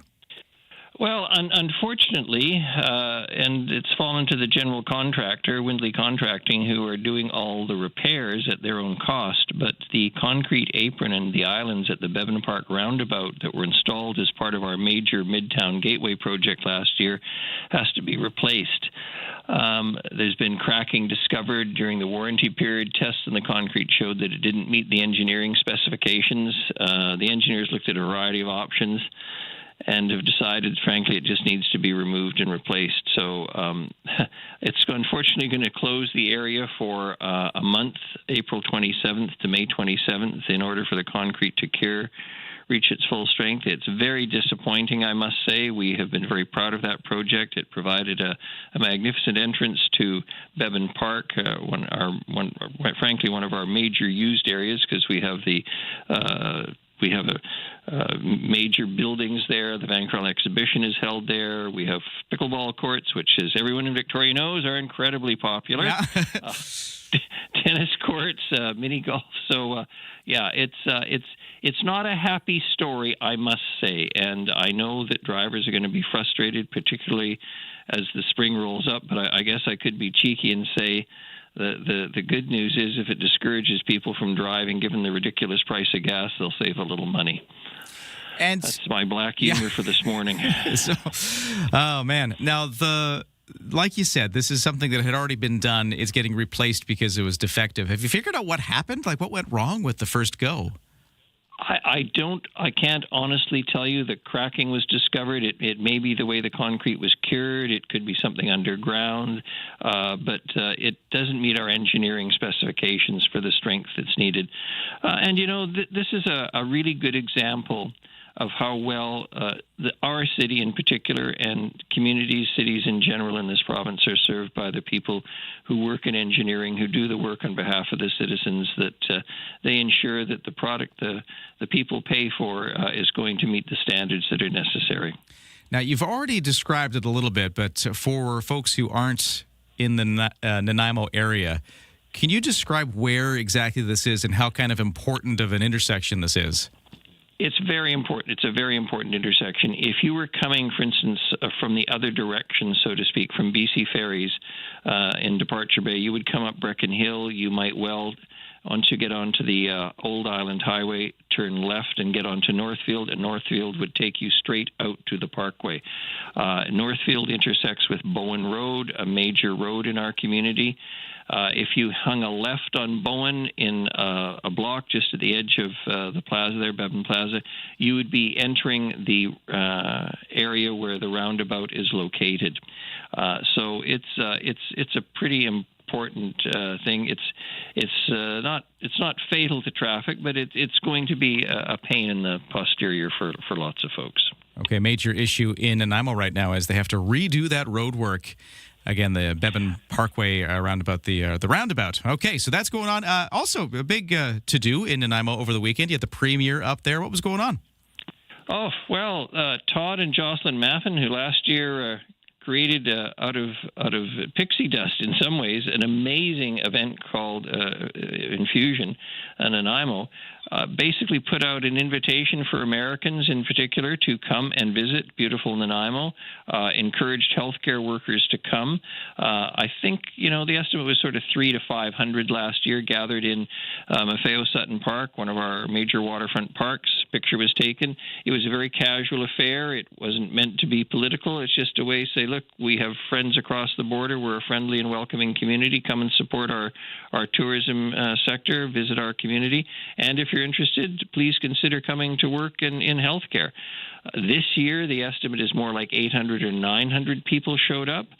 And the Premier himself, I'm sure, no doubt, looking for a cheering, happy audience, given the political circumstances of today, appeared with all the three local MLAs. And by that, I mean Ladysmith Oceanside, Nanaimo Gabriola, and Nanaimo Lanceville. Unfortunately, from my perspective as mayor, it was the Association of Vancouver and Coastal Communities annual general meeting in Victoria. Oh, so you had to be down here in Victoria. All the municipal politicians were down there. Well, and people said, well, why didn't you drive back up? And I said, well, with great respect, the ratepayers in Nanaimo were paying me to do my work in Victoria, and that was more important. Did anything come of it, though? Like, did you get a lot of Americans coming? Oh, look, yes, absolutely. On Friday, I had occasion to be at the hospital, for instance, and ran into two groups of healthcare workers who were being toured in the hospital, spoke briefly to both of them, also to a mom and her trans child outside who was coming close to an interview with Global TV. High degree of interest. I mean, look, I think the fact the Premier came indicates how successful it has been in terms of attracting medical talent to Vancouver Island in general, but Nanaimo in particular. Certainly Island Health has been fully cooperative and should be. I'm old enough to say this. The Vietnam War drove a lot of American talent north of the 49th parallel and helped build a better Canada. And I'm afraid the Mad King in the White House is doing exactly the same thing from an American's perspective. From a Canadian's perspective, we are welcoming people who want to live under a public health care system, who want to live in a country where, you may not agree with your leadership, but my God, they're not an international embarrassment. A successful event over the weekend trying to get Americans who are interested in coming and even working here in healthcare happening up in Nanaimo. We're talking to the mayor, Leonard Krogh, and we're right at a time. Thank you so much for sharing updates on these stories with us. A pleasure. Always happy to talk about my city. Yeah, very good. Wonderful day. Yeah, beautiful. Cheers. Beautiful day in Nanaimo and Victoria as we keep up the news for what's going on. I just think it's great to sort of touch base with all of these communities on Vancouver Island and see what's going on. But right now we're going to get the 8:30 report with Lisa next. From CFAX 1070. Here's what's happening around the island. Design Victoria is April 30th to May 7th. Full schedule and ticket prices at designvictoria.ca. Sign up and support the Walk for Alzheimer's, Sunday, May 31st at Fisherman's Wharf. More info at walkforalzheimers.ca. Have an event you want featured on CFAX 1070? Text us at 71010 to be featured. Get more event info at cfax1070.com. If it's happening, it's here. CFAX 1070.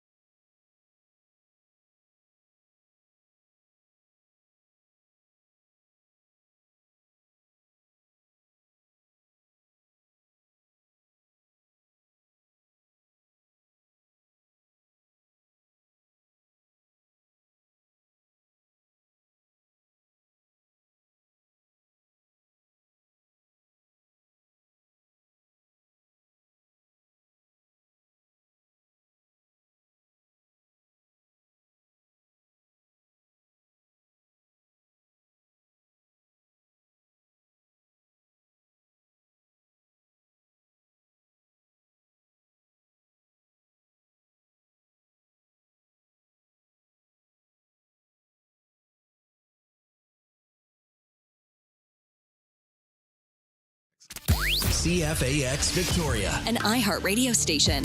If it's happening, it's here. CFAX 1070.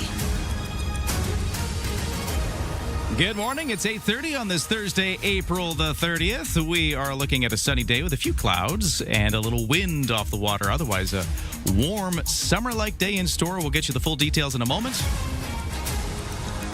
But right now, the news begins, and here is Lisa Best. We could make a game of it, a board game, perhaps, keeping track of the construction around town. The City of Victoria's Point Ellis Bridge project remains on track for a full reopening in June, so fingers crossed. A small issue with epoxy and an expansion joint delayed things for a couple days, but Public Works engineer, Assistant Director of Engineering, Ross Kenny says they're on schedule. Yeah, so we're still on track for completing in mid-June. And the one thing is that we are still looking at this expansion joint. So if there's a possibility, we need to switch back to do a little bit of remediation. But we don't believe that would delay us by more than a few weeks. So we are still targeting mid-June, and we really want to get the bridge opened as soon as possible. We do too. Work on the other side of the bridge apparently is complete.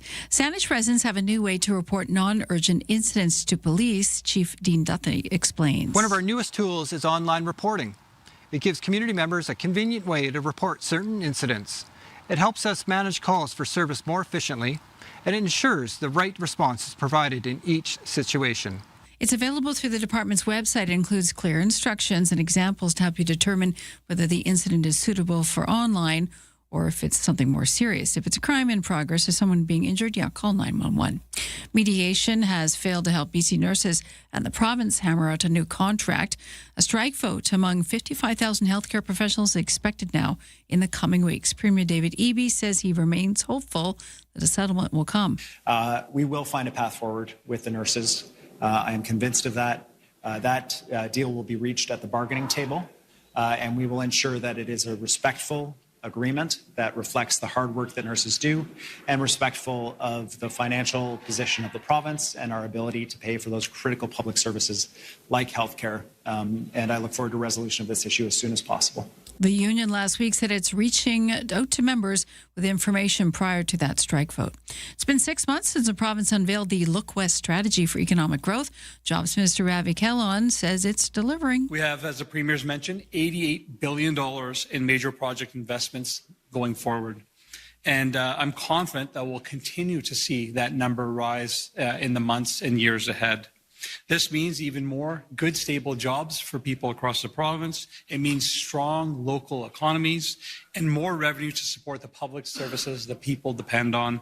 Callan says the strategy is already doubling the number of major projects being explored to 35. How safe is AI? We keep questioning it. Some people love it. Some people find it sketchy.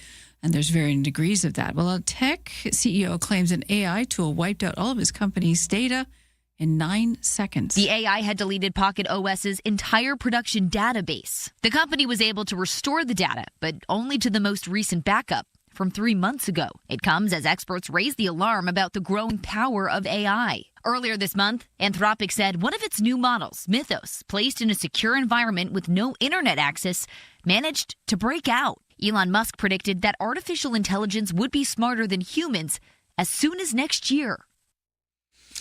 And getting a little into sports, ahead of Ryan here, Olympic skier Lindsey Vonn says she's not sure if she'll race again. Olympic skier Lindsey Vonn is still recovering after she fractured her leg during the Winter Olympics in February. She spoke with the Associated Press. I mean, I'm not someone that dwells on the past. You know, I try to analyze what happened and move forward. This was a little bit harder to move past. The 41-year-old Vonn says she has had 8 surgeries since sustaining the complex leg fracture and needs at least one more to repair a torn ACL in her left knee. I have at least, I would say, a year and a half ahead of me before I can really be back to 100%, even just training in the gym. And so I don't know.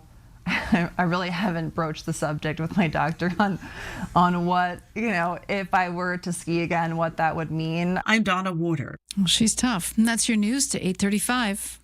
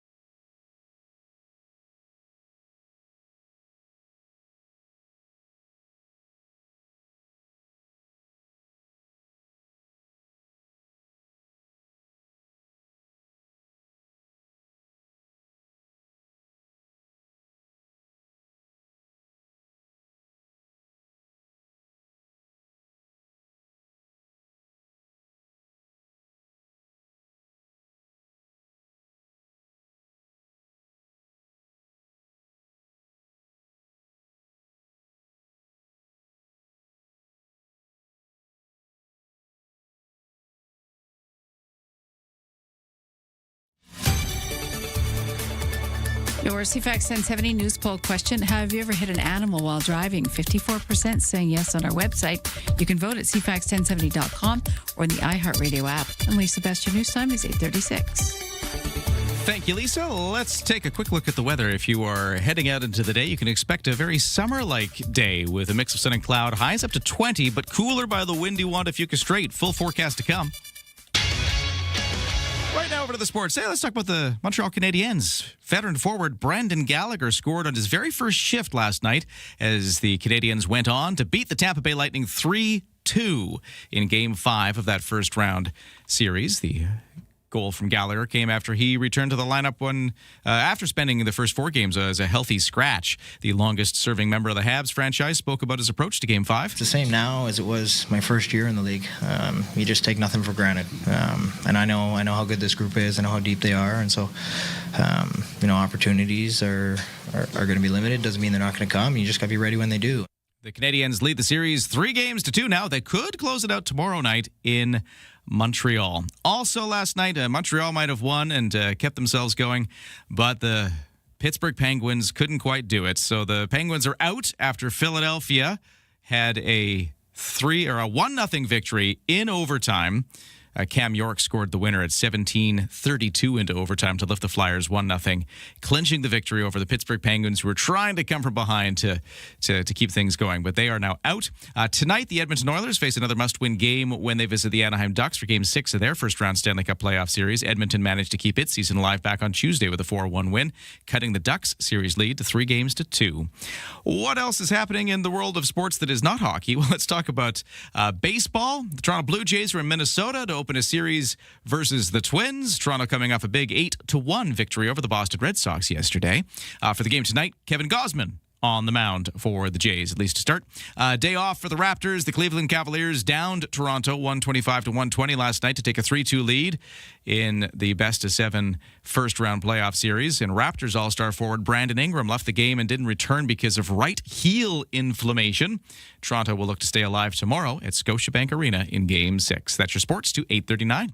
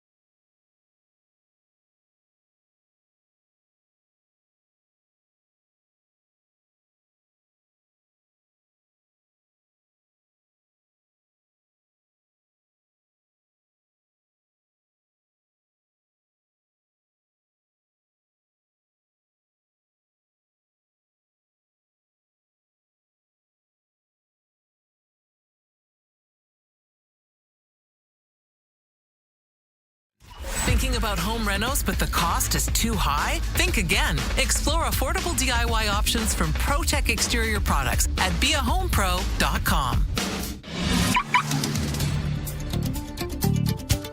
CFAX 1070 traffic and weather at 8:40. We've got a fairly typical looking commute at this point in the day. West Shore volume delays are starting to ease off a little bit, but from the West Shore town center area of Langford all the way into downtown Victoria, that's taking you about 35 minutes now. It was 40 minutes just last time I checked, so it seems like it's starting to ease up a little bit, as it often does by this point in the morning commute from the West Shore. There's the paving on Cook Street between Bay and Hillside in action again today. It'll be tomorrow as well, and actually next week. So continue to watch for delays for that area. And then for the weather forecast today, it's going to be a sunny day with a few clouds here and there. Highs of 20, but feeling cooler by the water, where there'll be some breeze blowing off the Wandafuka Strait. It's kind of the same story for the next few days. Maybe a little cloudier for our Friday. The weekend, mix of sun and cloud with temperatures into the low 20s, and even into early next week, it seems to be pretty much the same thing. Right now, for the temperatures, we are already at 11 degrees at the Victoria International Airport. On the markets now. In Toronto, S&P TSX up 367 to 33,685. The Dow up 582 to 49,443. NASDAQ up 43 points. S&P 500 up 30. The Canadian dollar is at 73.5 cents U.S., which is up a bit from yesterday. And the barrel of oil is down a little on the day. It's down to $104.34 US a barrel, but still over that $100 a barrel mark. What are the limits of human knowledge? Welcome to the Nerd Lab. Yes, science! CFAX science stuff. Science! Yeah! Blinded me with science! I don't know what that means. With Ryan and Lisa. It's time for a science story. Lisa, what do you got for us? I have a question to start for you, Ryan, and I want everybody to think about this one. When's the last time you shook someone's hand? Oh, I mean, I'd imagine it was very recently, within the last couple of days for sure. Yeah? Yeah. Okay, because I did as a hack poll around the office. Some people really had to think about it the last time they shook someone's hand, because think about it. The pandemic made us all, Sure, yeah. There was a lot of elbow bumping for a while there. Fist bumping, Lots of even that fists. was kind of sketchy for a while. But yeah, we didn't touch. And now when I go to shake someone's hand, I'm actually hesitant for a moment. Okay. 'Cause I'm going, oh, this is bona fide. We can do this again. I still have that little trigger. So did you see the hand swap that occurred between King Charles and the U.S. president earlier this week when they first met? And I didn't see it myself, but I do know Donald Trump is famous for some of his handshake shenanigans. Right. He has a habit of pulling the other person towards him. Well, Charles has had a lifetime of doing this, right? If anybody has shaken a lot of hands, it is the king. Oh my gosh. Like his handshaking finesse is tucked firmly under his crown, and he was not having any of that. Right? He was not, and it was a little bit of a standoff. You could see there was a little bit of tension there. But Charles hung on and didn't give him an inch.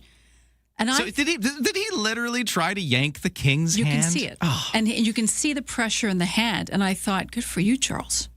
Right? Don't take any nonsense. Because we've seen the U.S. president, we've seen it do it to Trudeau, we've seen it do it to Macron in France, did it quite a bit. So historians say, I went back, did a little digging. This started 3,000 years ago. Handshakes? The 5th century. It was a physical sign of peace to show that we weren't carrying a weapon. During the Roman... You're extending your unarmed hand. Right. Okay. To show that there's not a knife or anything in it. During the Roman era, we started grabbing the forearm. You know when you do that when you meet someone and you emphatically want to shake their hand, so you actually grab their forearm? Yeah. That's to ensure there's no blade up their sleeve. Oh, okay. Right? Yeah. It makes sense. They didn't have a concealed weapon. The way you shake... Big importance. In North America, because other countries are different, too limp, what's that a sign of? Yeah, we don't like a limp handshake in North America. Weak, right? Too strong, it's overbearing. Yeah, you don't want to be a jerk about it. If it's too short or they just grab your fingers, it's icky too. That's disrespect, that's disinterest. And if you hold on too long, well, it just gets awkward now, doesn't it? Like, okay, when is this going to be over? Right. We're done here. So... Founder of Social Skills, Faye de Monchant, explains what you should do. You should be standing up when you shake hands. You want to make sure that you're touching the web of the other person's hand. Be sure that you give a firm grip. Instead of dropping your hand after you introduce yourself, make sure that you are shaking for the entire time that the other person is introducing him or herself. Make sure that you're standing up straight with your shoulders back. You should be looking at the person the entire time. Smile is a really important part of making a good first impression as you shake hands. It actually makes you seem a lot warmer and a lot more friendly. Just a few things to remember, right? That's a lot. I know you're going to have to unpack all that later. That's the etiquette as we get into, okay, we're back into handshaking again, and it's a real thing. It's taken a few years, but when I shake someone's hand now, it's like, oh, that actually feels quite intimate, but not too long. And eye contact. Crucial. And firm, but not too firm. And whatever you do, don't pull the person towards you. Yeah, don't do that. That just gets awkward. That's your science stuff. All right, well, let's get to the headlines. What else is going on? Here's Lisa. There is a boil watery advisory in place again for the Wilderness Mountain water system in East Souk. The CRD Island Health says residents in the impacted area should be boiling their drinking water until further notice. A full-minute rolling boil will do. The water quality has been compromised due to high turbidity water originating from the Wilfred Reservoir. Island Health, once the water is clear again, will put out another notice and we'll keep you posted. Experts say the families of the Tumbler Ridge mass shooting victims launching lawsuits in California make sense. Tech firm OpenAI and founder Sam Altman now faces 7 wrongful death lawsuits over their alleged role in the mass shootings. While the shootings took place in BC, the plaintiffs' Canadian lawyers decided to pursue the lawsuits stateside, partly because Canadian courts cap damages for pain and suffering. A U.S. lawyer representing some of the victims says they will likely seek $1 billion U.S. in their legal action. An elusive street artist, Banksy, has hit again, this time in central London, claiming responsibility for new sculpture. The statue features a man striding off plinth with his face covered by a flag. Banksy posted the video Instagram account today, showing snippets of how it was installed in the dead of the night. That's how he works. Before his confirmation, locals and tourists speculated the sculpture near Buckingham Palace was his work due to the signature at the base. Known for spray painting buildings, Banksy's street art, of course, has gained global fame, often selling for millions, but he has never publicly revealed his identity. That's your news to 8:47. Also in the news, the community up on Mount Washington hit with a fire this week. One of the chalets was burning. That's according to the Oyster River Fire Rescue, and their fire chief is joining us to talk more about what happened and how big of a deal is this for the community up at Mount Washington. That's next, right after traffic and weather. Developing political story, a big doozy. Vashi Capellos. What started as a dull day is anything but. The top newsmakers. Your go-to political debrief. Daily. What is really going on? The breaking news. Just moments ago. And the entertaining analysis and debate to follow. I don't think you can sugarcoat it. It's an issue. It's not true, guys. Yeah. Vashi Capellos. There is a greater plan here. Vashi Capellos. Weekdays, 9 a.m. to 11. Bigger picture politically, which is on CFAX 1070.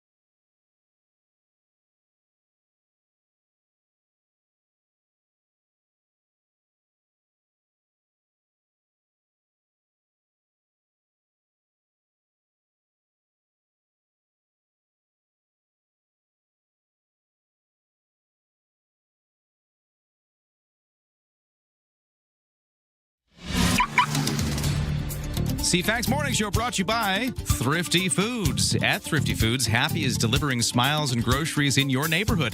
Order online at shop.thriftyfoods.com and eat happy. Traffic and weather, we're starting to see the West Shore commute volume ease up a little bit compared to its peaks earlier in the day, but still a bit of a slowdown as usual. And for the rest of the city, it's looking like the Cook Street paving between Bay and Hillside continues to be the major thing, although it's not causing as big of a problem as it has. It's still flowing. It's just not fully flowing. There's still traffic moving there. It's just slow because of all the work, mostly to do with the bike lane paving along the sides. If you see any updates elsewhere, give me a text at 71010. 9 o'clock sailings next to BC Ferries. No sailing waits. And in the weather, sunshine with a few clouds. Little wind off the Juan de Fuca Strait. And a high of 20 degrees is what you can expect out of today. But that temperature will feel a little bit cooler by the water. Right now, we're officially at 11 at the airport. Ryan and Lisa, mornings on CFAX 1070. Oversleepers, catch all the highlights on the latest audio podcast at CFAX1070.com and on the free iHeartRadio app. We're reaching out to Mount Washington here on Vancouver Island, where there was a chalet fire at the ski resort this week, and we're going to touch base with how that all went with the fire chief at the Oyster River Fire Rescue Center, Bruce Green. Sir, thanks for joining us. How you doing? Thanks for having me. It's doing all right. Bit long day yesterday, but we're recovering today. Yeah, I can imagine. So this was like early in the morning. You got called out to a structure fire. It's in the ski resort sort of chalet area, that little village at Mount Washington. Is that where this was? Yeah, there's the Alpine Village and lots of houses up there. This one was on Foster's Place, and about 8 years ago there was another significant fire on Foster's Place that ended up taking out 3 chalets. Fortunately, with the response that the firefighters did this year, we were able to minimize the loss, and unfortunately one chalet was lost, but we were able to save the 2 adjoining chalets to it. And was it the one that was on fire was fully lost? Yeah, we got the call at 12:30 in the morning, and when I got on scene, it's a 3-story building, and the top floor was fully engulfed in flames. So our priority at that time became saving the 2 exposures, which were the 2 chalets on either side of that one. Now, this is the time of year where I guess these are not as occupied as they would be at a peak ski season. Was anybody in this unit? Yeah, and I think that was what led to a lot of this was the time delay in us getting called. There was nobody living in that one, and like you mentioned, after the ski season ends, a lot of the people that live up there head out to their normal houses because they're not skiing anymore. So I think the call coming in was when people noticed that the flames were already coming out of the house, so it makes it more challenging for the firefighters. But do we know how this one started at all?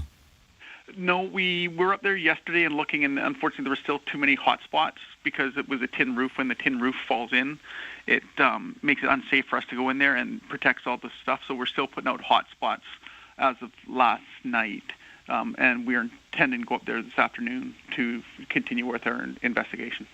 Now, for people who don't know, Mount Washington, up at the ski resorts, there are homes in this little village that people live in sometimes just temporarily, but it's not. It's a bit of a remote area in a sense. How does firefighting work for Mount Washington in this area? So currently, right now, Oyster River Fire Department, which is down the hill, 25 minutes away, is managing the fire service up there. We're in the process of building a fire hall up there, with construction going to start end of next month, early June, to put all of our fire apparatus up there. And currently we have a C-can up there that has a UTV that has tracks on it and a trailer, so we can drive around and put equipment up there, which was used and very effective on that fire the other day. But so improvements coming, and I guess is the area growing to the point it needs that extra firefighting, or is this just something you've always needed?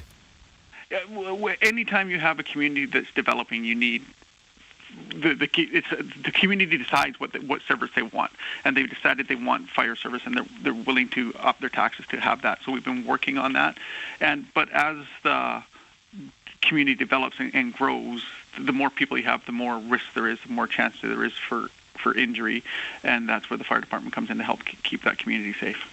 Now, you weren't alone, though. I guess you had some help yesterday. Talk about the assistance you had in fighting this fire. Yeah, with the way it works is Oyster River Fire Department, Oyster River is the main fire department. We have a satellite fire hall in Merville and the satellite one that we're building at Mount Washington. So we had crews from Merville and Oyster River as well as Mount Washington crews all attend that fire to extinguish it.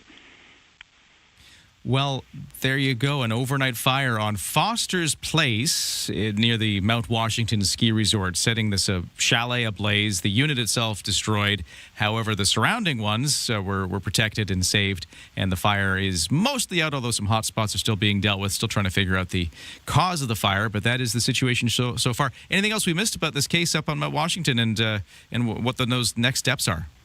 Well, as I said, the fire is a fire, and it's something the community wants us to protect from. But that's where we rely on the community, because it is a volunteer fire department, and it's a small resort area, so we need members. So if there's anybody that lives up there or part-time up there, becoming a volunteer firefighter up there will greatly help the protection of that community. So, and also, none of our responses are possible without our partners. So we had BC Hydro come up there to make the scene safe for us, and BC Ambulance come up to make sure there's no injuries, and also if there's anything happens to the firefighters, they're there. So we want to thank those partners for helping us in that response as well. Are there a lot of folks who live up there full time? Around, from what I heard, there's around 100 people that live up there full time, but like in busy seasons, probably 1,000 or so. Huh. Interesting stuff. Well, hey, Bruce Green is the fire chief for the Oyster River Fire Rescue team that is up on Mount Washington, and talking about their eventful night. Thank you so much for talking to us today. Thank you for having me. You have a good day. All right. Yeah, actually, timelines are funny because this is 12:30 in the morning yesterday that this breaks out. That's around about the time that meteor went overhead. Did anybody see that meteor was streaking across the sky? In that, wee hours of I guess that was yesterday morning. A lot of dash cam footage or doorbell cameras, all those recording it. A lot of people reporting having seen this. We did speak to Randy Ankin, a local astronomer, earlier on the show today, who mentioned it did fly right over Vancouver Island. Like sometimes you look up into space and you don't know how far away these things are. I guess it was directly overhead of us.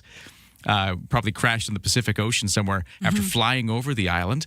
And for a brief moment, though, it was a huge bright light in the sky streaking across. And there are reports of these things making contact with houses and people. And, it's extremely rare, but it's always a good idea to keep watch on the heavens. Yeah, for sure. And it was also interesting. We asked about the color because some people said it looked green and then it looked orange. Yeah. Well, apparently the material in the meteor or whatever the object is that re-enters the atmosphere combined with the atmosphere itself will do different colors. So if you're wondering why it was green, it's because some substance was in this meteor that burned that color. Wild. Yeah. Still something to see with the naked eye. Well, if you saw it or if you're, even if you caught it on your home video, still something amazing. Well, that's all the time we have for today. Thanks for listening, everybody. Lisa's got your 9 o'clock news next, and I'll be back with you tomorrow. Talk then.